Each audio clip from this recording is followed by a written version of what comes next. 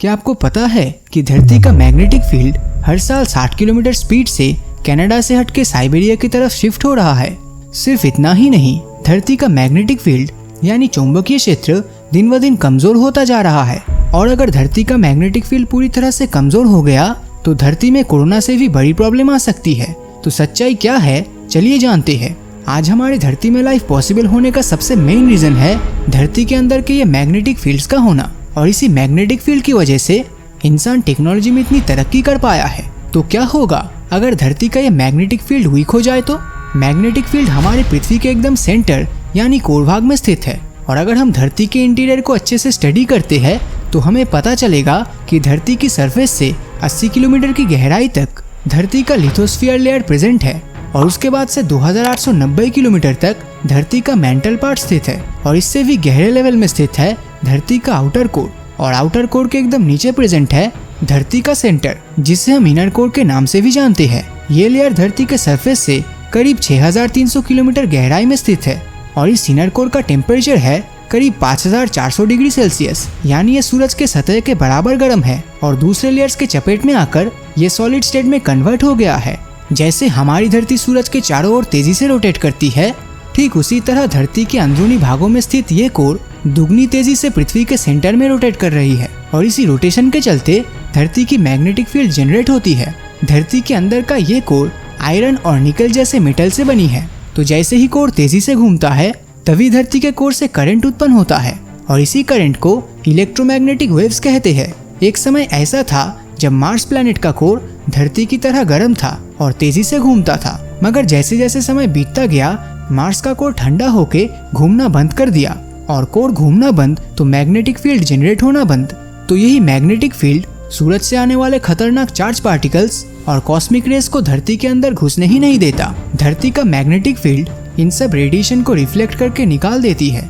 मगर कोर ना घूमने के कारण मार्स और वीनस जैसे रॉकी प्लैनेट्स में सूरज से आने वाले सभी तरह के खतरनाक रेडिएशंस प्लैनेट के अंदर घुस गया था, जिस वजह से वहाँ कोई एटमॉस्फेरिक लेयर ही नहीं बन सका। और इसीलिए आज भी इन प्लैनेट्स में इंसानों के रहने लायक कंडीशन नहीं है।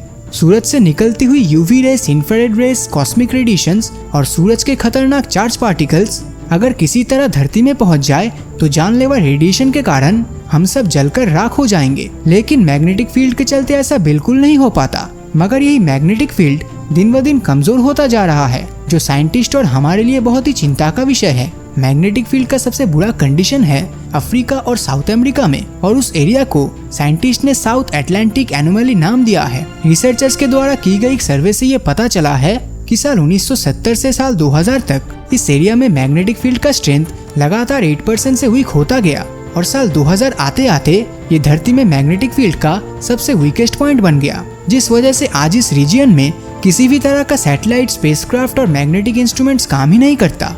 अगर साउथ अटलांटिक एनोमली रीजियन की तरह धरती के सभी जगह में मैग्नेटिक फील्ड वीक हो गया तो आज हम जितने भी इंस्ट्रूमेंट का इस्तेमाल करते हैं वो सब काम करना बंद कर देगा।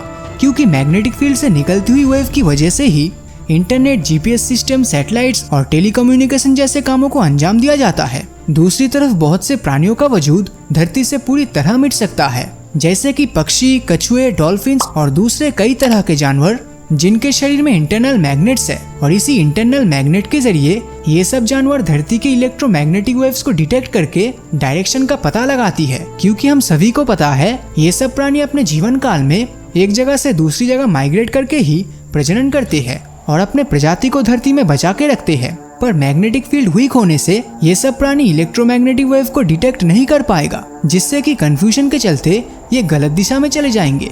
ऐसे में इनके बच्चे ना जन्म लेने के कारण इन सभी प्राणियों का नामो निशान मिट जाएगा। वही सूरज से निकलती हुई हार्मफुल कॉस्मिक रेस धरती के अंदर आने लगेगा। इससे इंसानों के शरीर में स्किन कैंसर जैसे जानलेवा बीमारी बहुत ही आसानी से देखने मिलेगा।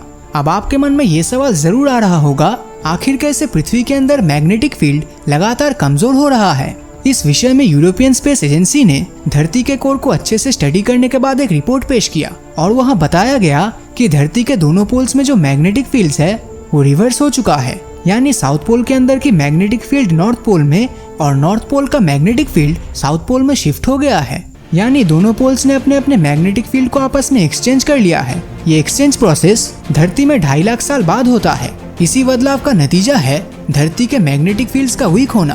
पर बहुत से साइंटिस्टों ने ईएसए द्वारा पेश की गई इस रिपोर्ट को नकार दिया है। उनका कहना है पोल्स के आपस में रिवर्स होने की वजह से नहीं, बल्कि धरती का मैग्नेटिक फील्ड इसलिए वीक हो रहा है क्योंकि धरती के कोर भाग में मौजूद प्रेजेंट मटेरियल्स में बहुत ही तेजी से बदलाव आ रहा है। पर वो भी इसका कोई पुख्ता सबूत नहीं दे पाए हैं क्योंकि धरती के कोर में ना तो कोई जा सका है और ना ही कोई इसे ऑब्जर्व कर पाया है। कारण जो भी हो, मगर इसका नतीजा बहुत ही ज्यादा खतरनाक होने वाला है। तो आज के लिए इतना ही। तो आपके मुताबिक भविष्य में धरती का मैग्नेटिक फील्ड कब तक ठीक होगा, या फिर इसके चलते हमें और भी बड़ी समस्या का सामना करना होगा? अपनी राय नीचे कमेंट करके जरूर बताएं।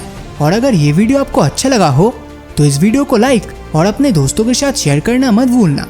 और अगर अभी तक आपने हमारे चैनल को सब्सक्राइब नहीं किया है तो सब्सक्राइब करके नोटिफिकेशन बेल को ऑन कर दीजिए, क्योंकि मैं ऐसे ही वीडियोस हर हफ्ते लाता रहता हूँ। तो मिलता हूँ आपसे अगले वीडियो में, और हमेशा की तरह थैंक्स फॉर वॉचिंग।